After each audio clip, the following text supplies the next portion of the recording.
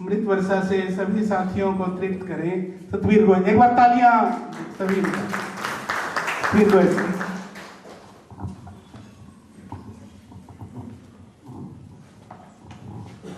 धन्यवाद सर साहब। सभी उच्च विद्यालय बलवंत के स्टाफ सदस्य और मेरे पहुंचे हुए मेहमान साथियों, आज का जो रिटायरमेंट का दिन है, ये तो जिस दिन हम ज्वाइन करते हैं उसी दिन फिक्स हो जाता है।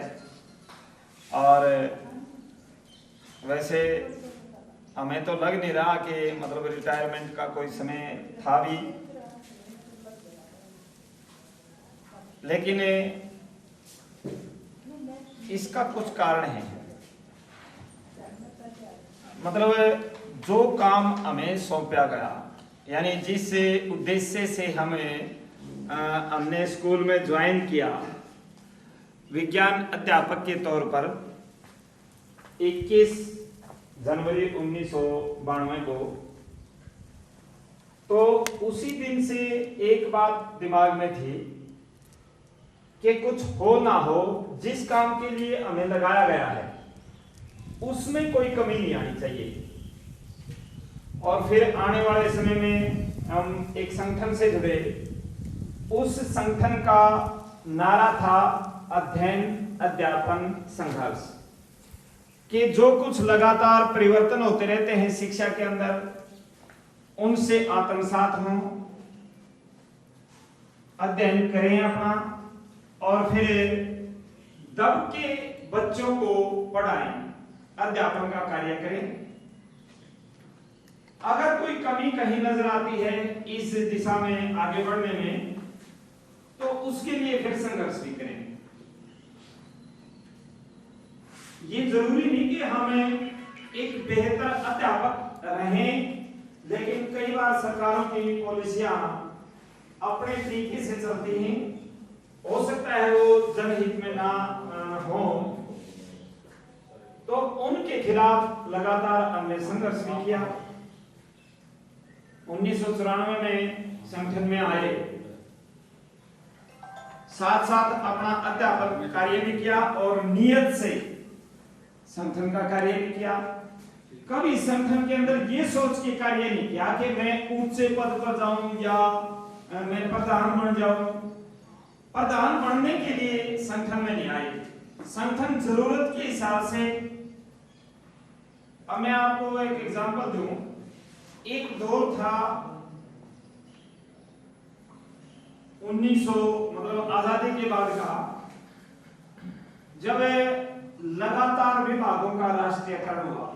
हमारे बैंक भी प्राइवेट होते थे, इनका राष्ट्रीयकरण हुआ। रोडवेज थी, ये प्राइवेट होती थी, इसका भी सरकारीकरण हुआ। लेकिन 1991 के बाद जिस तरीके से देश की पॉलिसियां बदली, कुछ परिस्थितियां रही देश के अंदर, मजबूरी भी हो सकती भी थी, जिनके लिए हमने लगातार संघर्ष किया उनको बचाने के लिए। जिनको एलपीजी की पॉलिसियां बोलते थे, लिबरलाइजेशन, प्राइवेटाइजेशन, ग्लोबलाइजेशन। अब मैं सिर्फ एक एक एग्जांपल दूंगा इसका।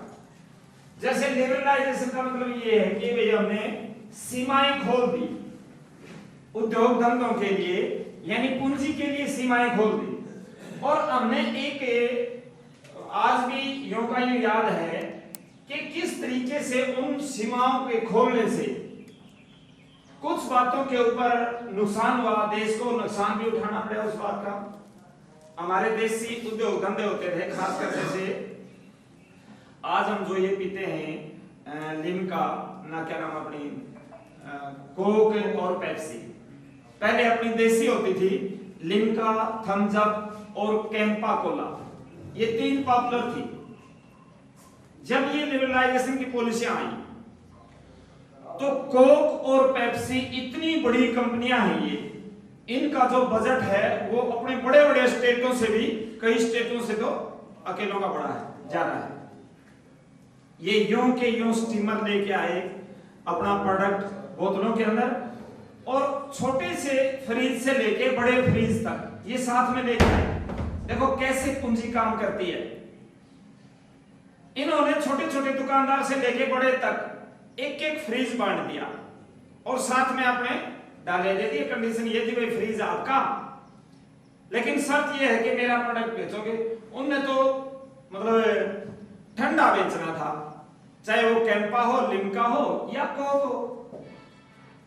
हमने देखा कि लगातार सिर्फ 6 महीने के अंदर, 6 महीने के अंदर जो देसी कंपनियां थी उनके हाथ खड़े करवा दिए। उन्होंने सरेंडर कर दिया, अपनी फैक्ट्रियां और बोतल इनको दे दी। कुछ समय तक आया, मतलब थम्स अप की बोतल है और लिखा आता था एक मार्का, ए प्रोडक्ट ऑफ कोका कोला या प्रोडक्ट ऑफ पेप्सी, मतलब बोतल बोतल थम्स अप की रहेगी, प्रोडक्ट ये उसका है। जब तक ऑटोमाइजेशन नहीं हुआ अगले 6 महीने, तब तक उसमें जो वर्कर काम करते थे वो वर्कर काम करते रहे। 6 महीनों में ऑटोमाइजेशन हो गया। पूरे देश के अंदर लाखों मजदूर रातों रात सड़क के ऊपर आ गए। यहां आके हमें लगा कि ये जो लिबरलाइजेशन की पॉलिसियां हैं ये किसी हद तक सही हो सकती हैं, लेकिन कुछ एरिया में इनकी जरूरत नहीं थी। इसी का एक सबब था प्राइवेटाइजेशन। 24 जून 1991 को लोकसभा के अंदर जब ये एलपीजी की पॉलिसियों के ऊपर मनमोहन सिंह जी बोल रहे थे, तो उन्होंने ये भी कहा था कि 2010 तक, नहीं 2000 तक, 91 की बात थी, 2000 तक टोटली महकमों का प्राइवेटाइजेशन कर देंगे और 95 में समीक्षा करेंगे कि वे सही दिशा में जा रही नहीं। लेकिन देश के कर्मचारी, मजदूर, किसान एकजुट होकर इन पॉलिसियों के खिलाफ लड़े, प्राइवेटाइजेशन के खिलाफ लड़े, क्योंकि उनका मानना यह था कि शिक्षा, स्वास्थ्य और रोजगार इस देश की बुनियाद है, जरूरत है। और अगर प्राइवेटाइजेशन होता है तो मतलब जन शिक्षा ही सबको शिक्षा दे सकती है, सरकारीकरण ही मतलब सबको शिक्षा दे सकता है। प्राइवेटाइजेशन में सबको सब तक शिक्षा नहीं पहुंचाई जा सकती। तो इस करके लोग लड़े और आज भी हम सरकारी संस्थाओं के अंदर खड़े हैं।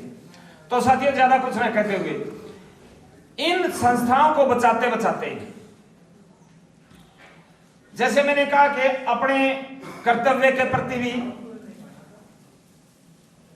पहली सोच तो ये रही कि हमें संगठनों में काम करने का खामियाजा हमारे बच्चों को ना मिले। अगर कभी संगठन में 2 दिन फालतू भी काम करना पड़ा तो शनिवार को, इतवार को, संडे को, छुट्टी के दिन हमने बच्चों को मतलब पढ़ाई में नुकसान नहीं होने दिया।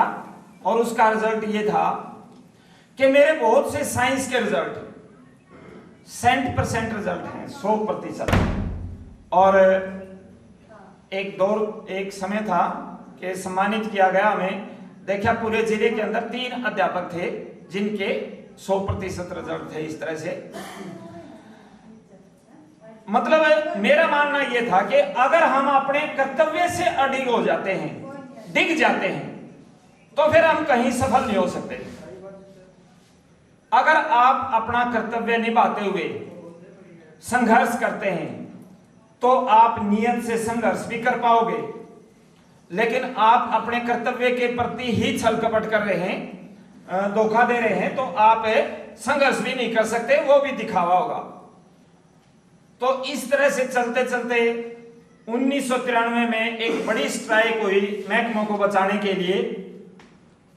उसमें 40,000 लोग टर्मिनेट हुए। मैं पहली बार एडहोक होते हुए उसमें भाग लिया और टर्मिनेट हो गया। लेकिन हमें यह पता था कि आंदोलनों की विक्टिमाइजेशन आंदोलन वाले के साथ खत्म हो जाते हैं, तो उसके साथ भी ऐसा हुआ, आंदोलन वाले के साथ खत्म हुए।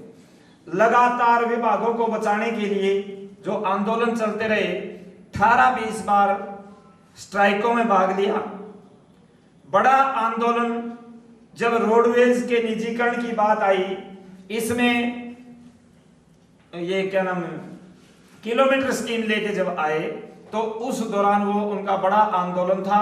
रोडवेज को बचाने की लड़ाई में दूसरे विभागों ने साथ दिया और उस दौरान भी हमें गिरफ्तार करके और सेंट्रल जेल अंबाला भेज दिए गए। मेरे साथ हमारे दो साथी और हैं यहीं पर, पवन जी और ओम प्रकाश जी, ये भी हमारे साथ ही सेंट्रल जेल अंबाला में थे।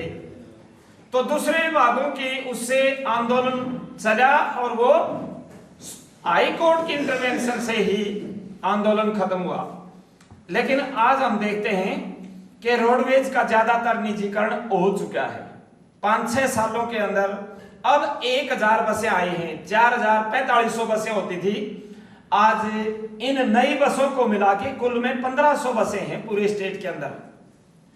और जिस तरीके से जनसंख्या बढ़ रही है, बढ़नी तो इनकी मतलब संख्या बढ़नी चाहिए थी। और रोडवेज सिर्फ परिवहन का साधन नहीं है, यातायात का साधन नहीं है, ये एक रोजगार का भी बहुत बढ़िया साधन है। रोडवेज की जो बस होती है वो 7 लोगों को रोजगार देती है और सरकार से एक नया पैसा नहीं लेती।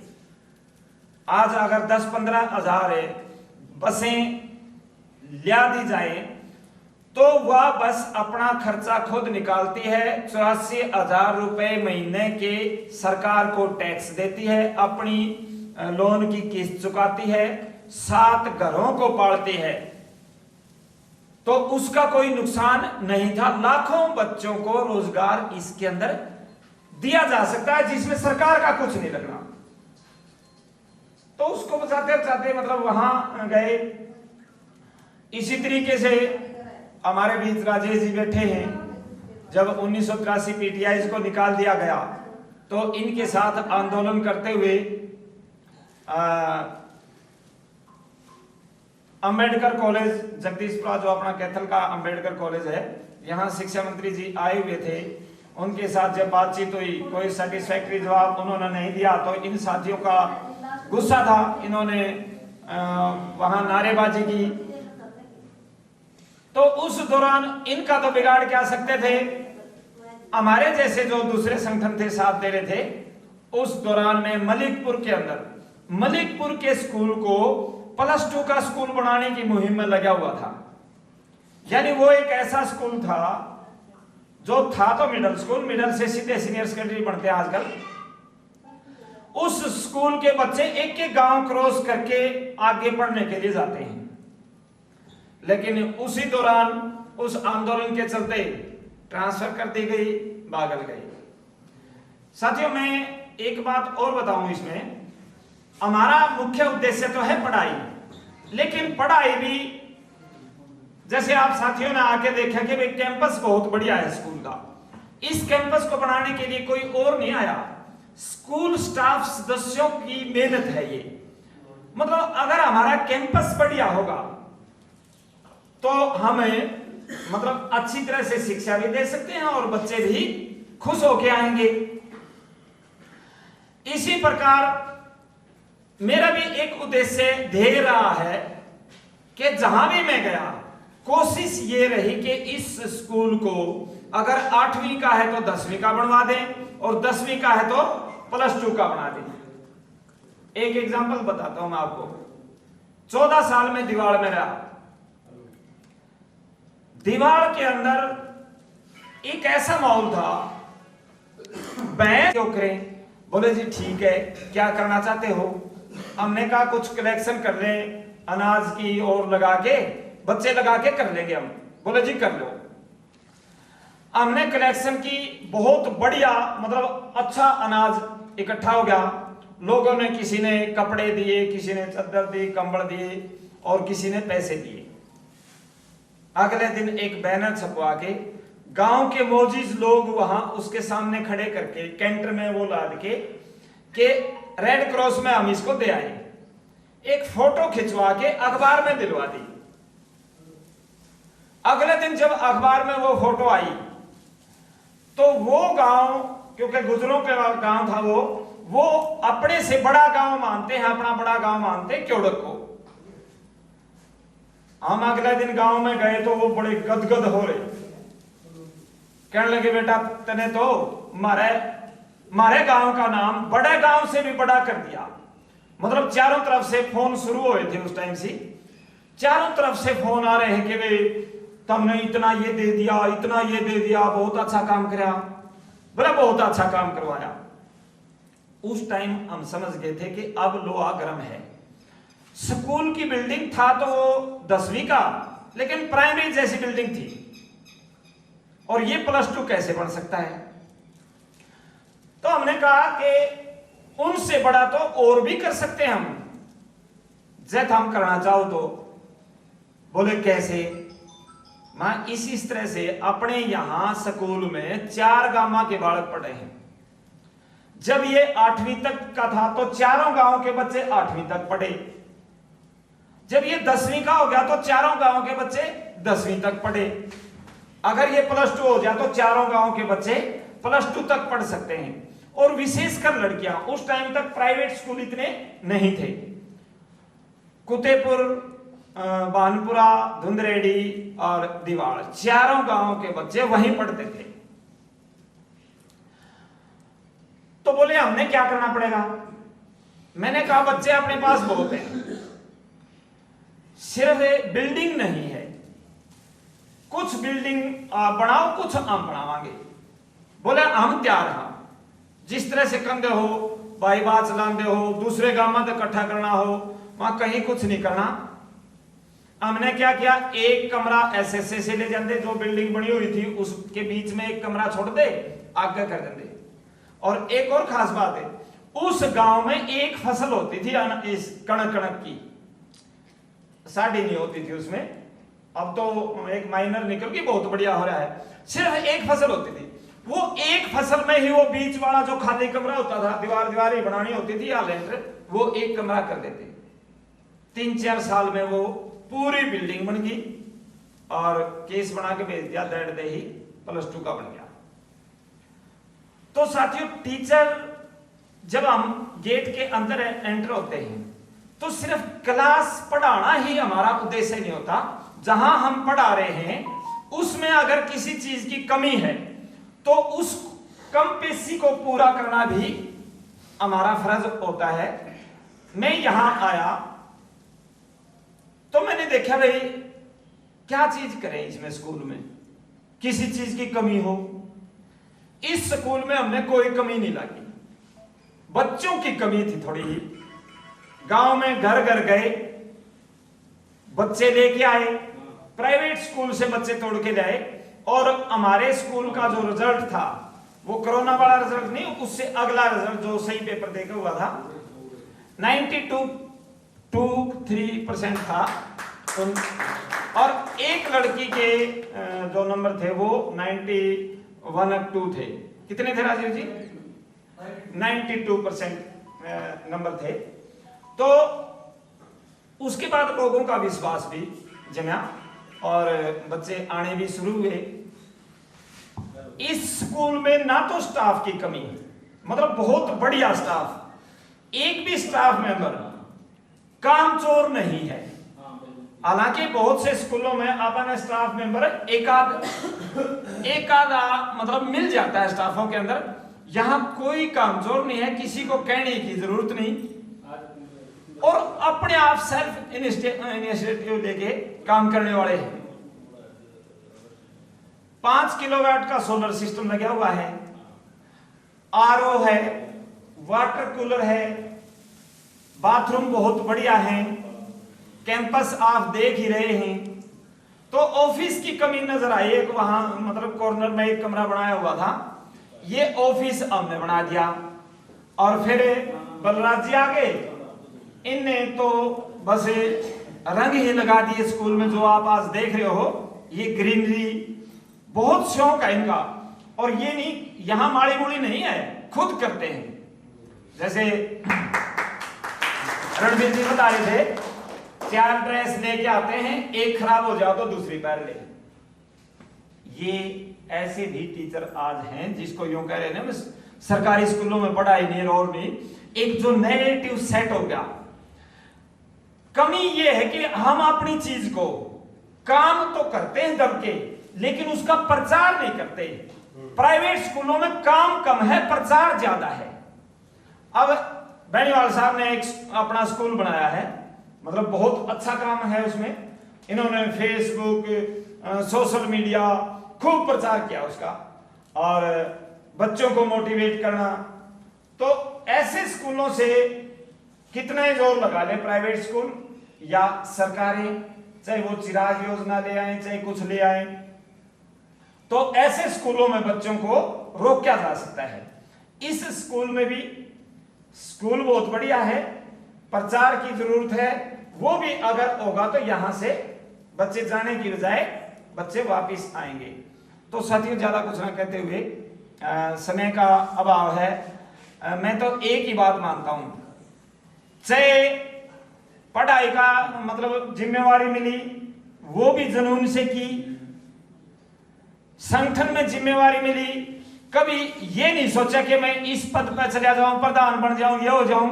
हालांकि अब की बार मेरे को स्टेट प्रेसिडेंट बना रहे थे, लेकिन मैंने इनकार कर दिया कि भाई मैं बीच सेशन में रिटायर होऊंगा, और उसके बाद क्या परिस्थितियां बनती हैं क्या नहीं बनती, तो इस करके मैं प्रधान नहीं बनूंगा।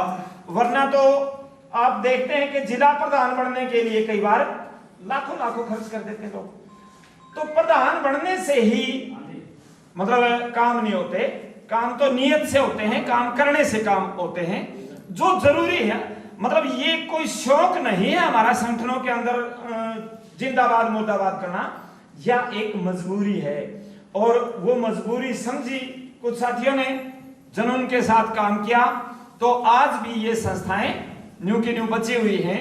सरकार कोई रही हो, चाहे पीछे कांग्रेस की गवर्नमेंट रही हो, चाहे ये सरकार है, चाहे कोई आगे आए या पिछली कोई भी सरकारें रही हो, सब ने पॉलिसियों को आगे बढ़ाया है, प्राइवेटाइजेशन वगैरह के। अब पिछली सरकार थी, कांग्रेस की गवर्नमेंट थी, पूरा बबैन और राजौंद ब्लॉक जिंदल को दे दिया था, उस पर लड़ाई लड़ी, सरकार बैकफुट पर गई। गुल ब्लॉक के 25 स्कूलों सहित 125 प्राइमरी स्कूल, एक एयरटेल भारती फाउंडेशन आई थी, उसको देने की बात आई थी, तो लड़ाइयां लड़ी, वो सरकार वो बैकफुट पर गई। तो ये साथियों, संगठनों के अंदर भी वही आदमी कामयाब हो सकता है जो अपना कर्तव्य, पढ़ाई का जो कर्तव्य है हमारा, जो उसमें सफल टीचर होगा, वही आगे लंबी रेस का भी घोड़ा बन सकता है, ज्यादा दिनों तक भी काम कर सकता है, और मतलब बेहतर। संगठनों ने हमें एक इंसानियत भी सिखाई है, ईमानदारी सिखाई है, मेहनत का जज्बा सिखाया है। बहुत से लोग संगठनों में यूं सोच के 31 साल तक शिक्षा विभाग के अंदर कार्य करते हुए आज मतलब शिक्षा विभाग से सेवानिवृत्त हो रहे हैं। और जैसे कि साथियों ने बताया कि वे अब जिस तरीके से पहले सुरेश द्रविड़ को राजद्रोह का केस दर्ज किया गया, उसके बाद में सस्पेंड कर दिया, लेकिन सस्पेंशन का आधार पीछे का जो जेल का पीरियड था वो बनाया।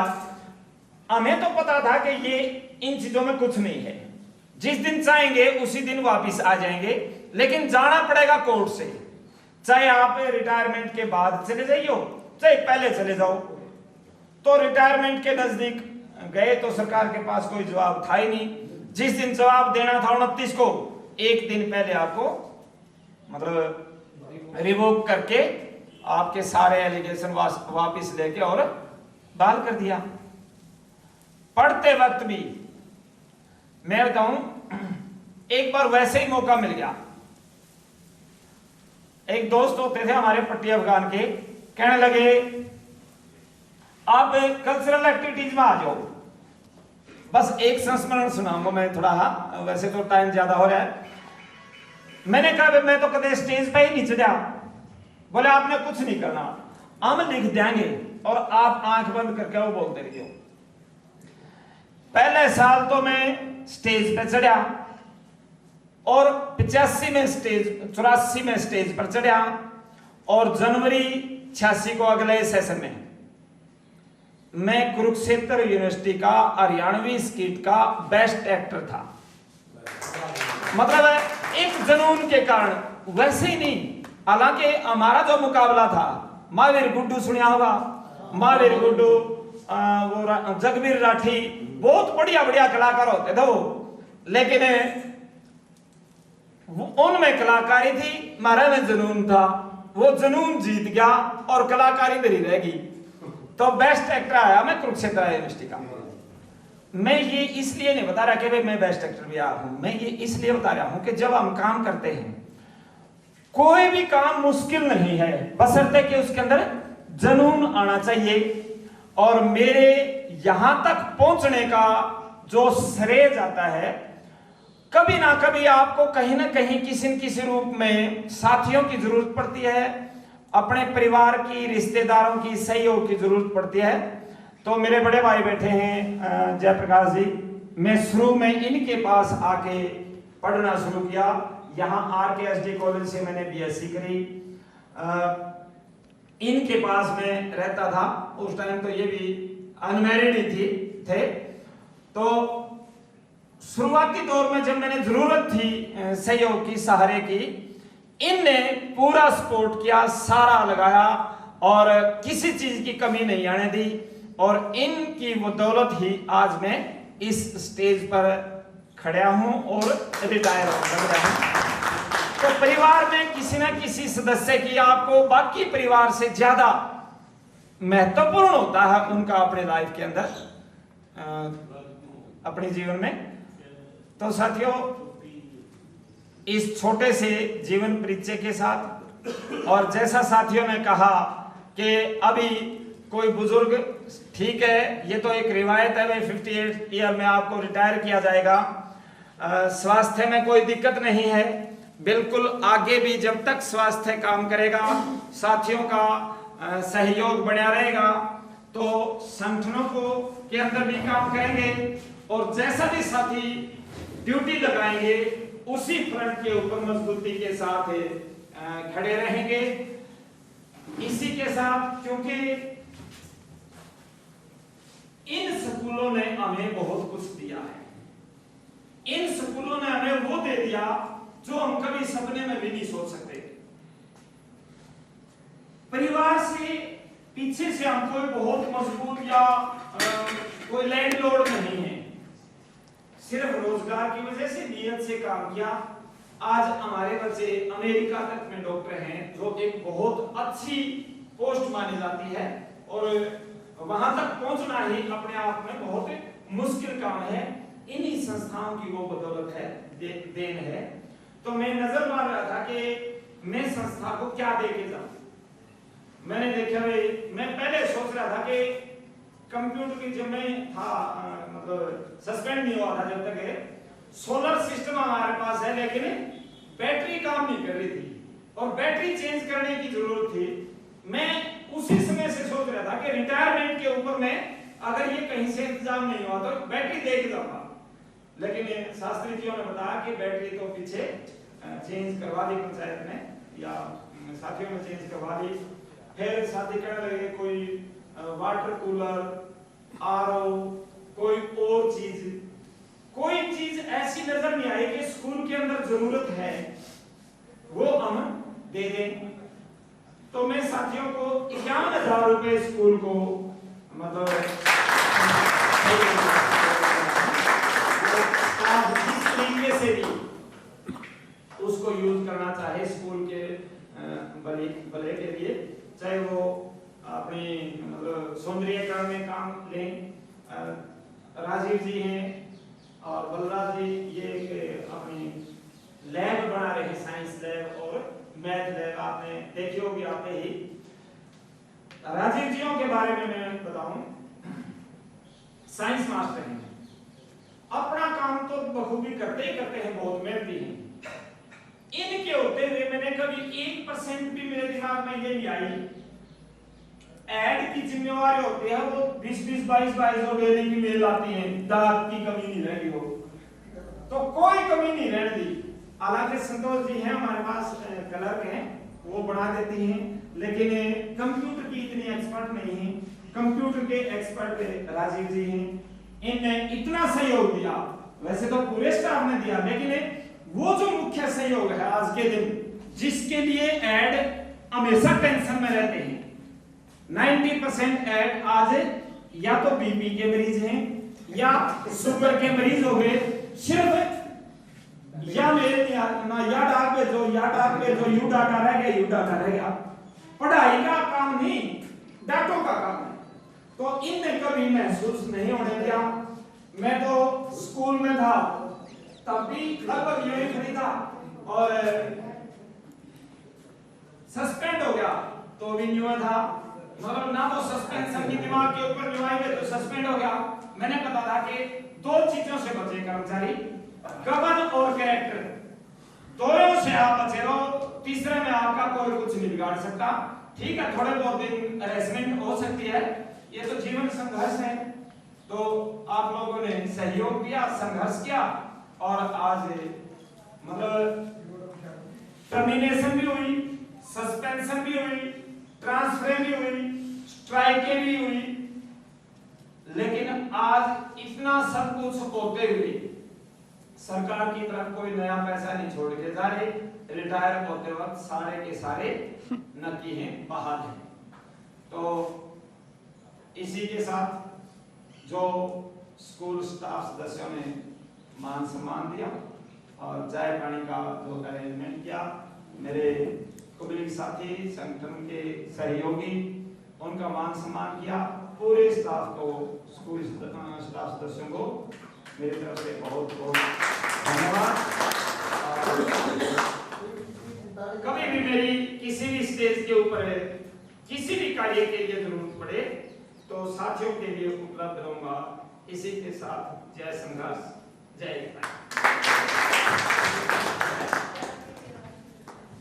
एक घोषणा और रह गई, क्योंकि ये 29 को ज्वाइन किया, टाइम बहुत कम था, तो जो रिटायरमेंट की पार्टी थी वो आज संभव नहीं हो सकती थी, और भी बहुत सी रिटायरमेंट थी आज। तो 4 तारीख की छुट्टी है, 4 को अपने घर पर ही छोटी सी पार्टी का आयोजन किया है। सभी साथी उसमें आमंत्रित हैं।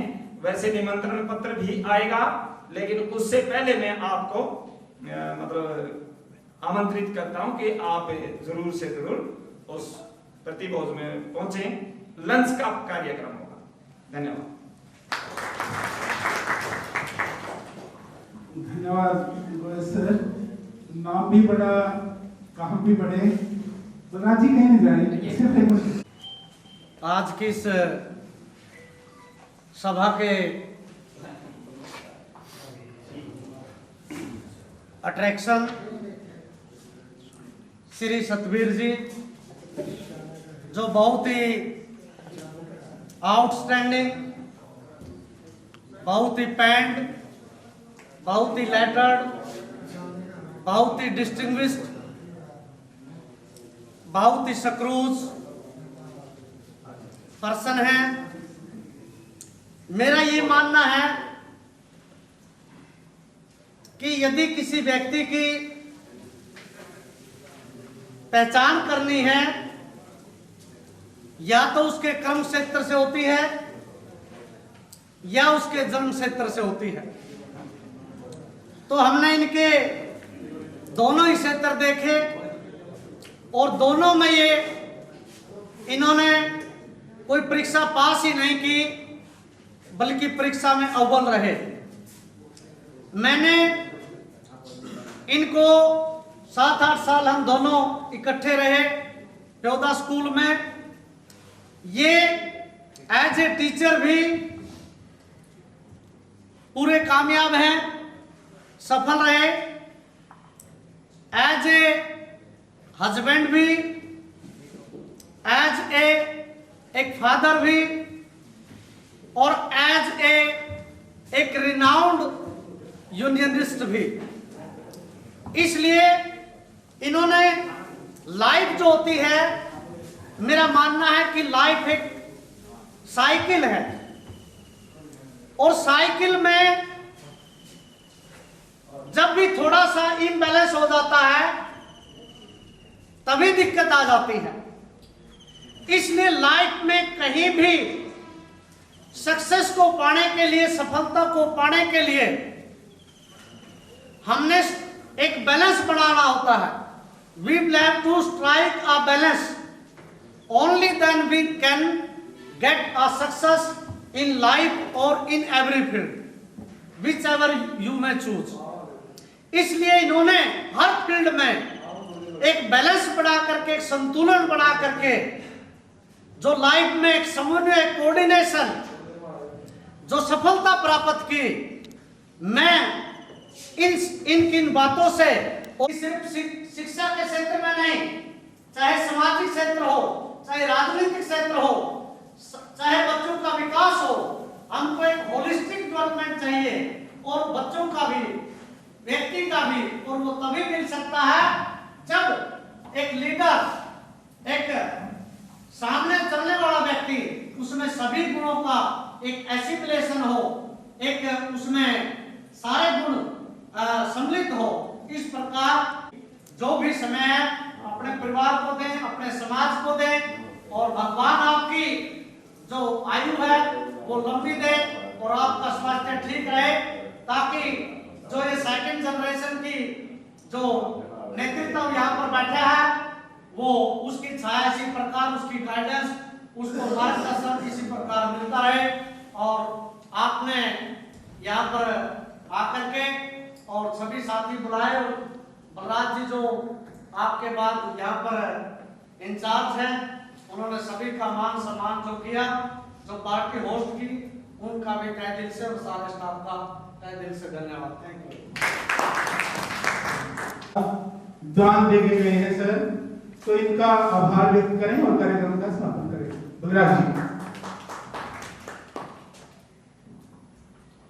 आदरणीय श्री गोयल जी, जो आज रिटायर होने पर 51,000 रुपए का इन्होंने स्कूल के लिए दिए हैं। अब हमें ये नहीं समझ आ रहा सारी स्कूल में फैसिलिटियाँ कहाँ लगाएं। जैसा इन्होंने कहा था भाई सारी कुछ है, दिखा नहीं क्या देके जाए, लेकिन स्टाफ है, सब सलाह मशुरा करके इनको हम लगाएंगे।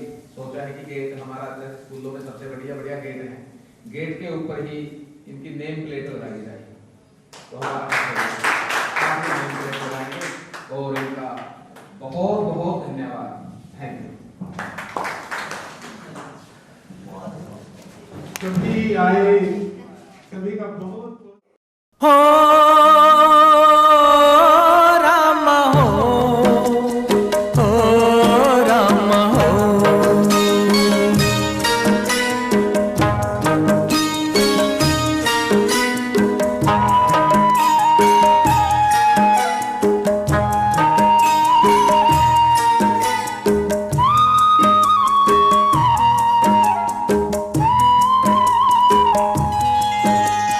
हम तो चले परदेस, हम परदेसी हो गए। हम तो चले परदेस, हम परदेसी हो गए। छूटा अपना देश, हम परदेसी हो गए। हम तो चले परदेस, हम परदेसी हो गए। छूटा अपना देश, हम परदेसी हो गए।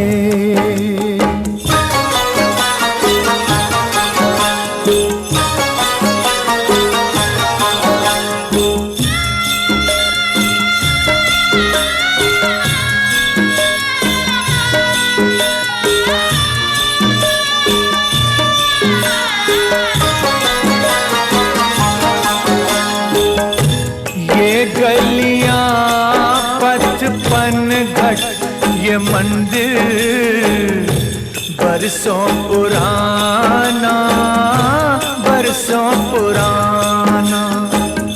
ये गलियां पचपन घट, ये मंदिर बरसों पुराना। कल तक ये सब अपना था, अब लगता है बेगाना। बदला जग ने भेस, बदला जग ने भेस, हम परदेसी हो गए।